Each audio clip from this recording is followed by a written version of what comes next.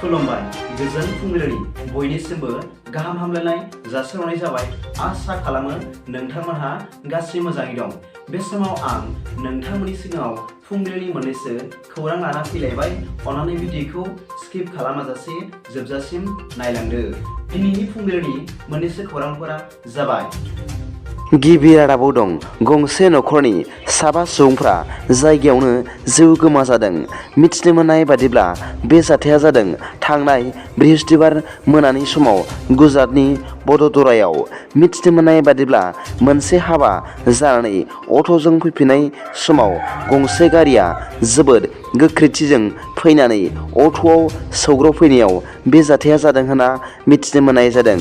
जिउ गोमाजानाय सुबुंफोरनि मुंफोरा फारियै अरबिन्द नायक, बिनि बिसि काजल, फिसाज्ला गणेश, फिसाजो रिशति, बियादै शिबानी होनना मिथिनो मोननाय जादों।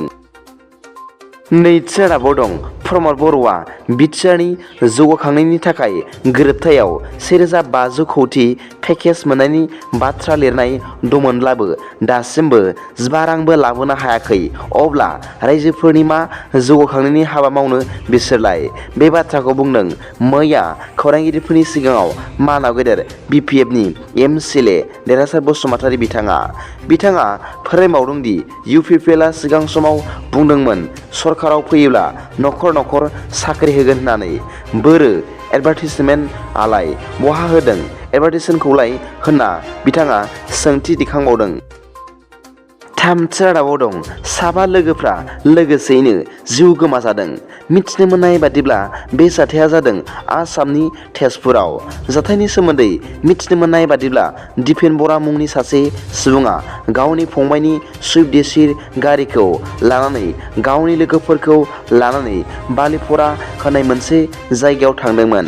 नाथाय फैफिननाय समाव तेजपुरनि मिट साप्लाइ सेरनि 15 नं राजा लामायाव फांसे बिफाङाव जोबोद गोख्रैथिजों फैनानै सौग्रावफैदोंमोन आरो लोगो लोगो बे 7 लोगोफोरा जायगायावनो जिउ गोमाजादों होनना मिथिनो मोननाय जादों। बे जाथाया मैया फुंनि 2:30 रिंगायाव जादोंमोन होनना मिथिनो मोननाय जादों।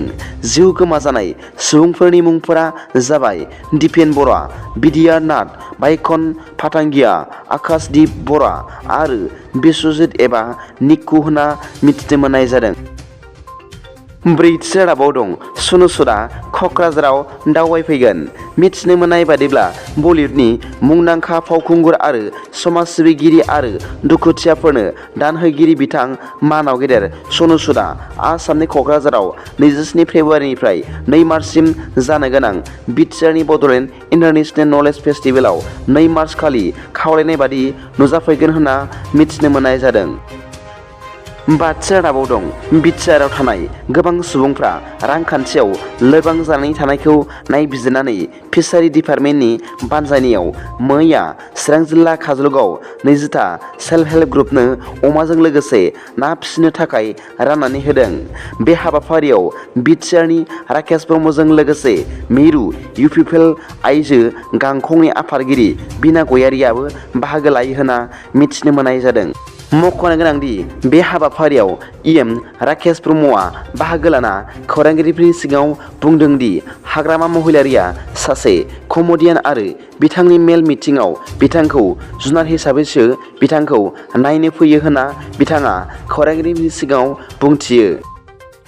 दिनैनि फुंबिलिनि मोननैसो खौरांफोरा दा बेखिनिल'मोन। भिडिअखौ मोजां मोनदोंब्ला अन्नानै लाइक आरो साबस्क्राइब खालामनो दाबाव आरो बेल आइकनआबो थुनानै ला, जाहाथे आं गोदान निउज आपडेट लानानै फैब्ला नोंथांनियाव सिगांग्रो नटिफिकेसन सौहैयो।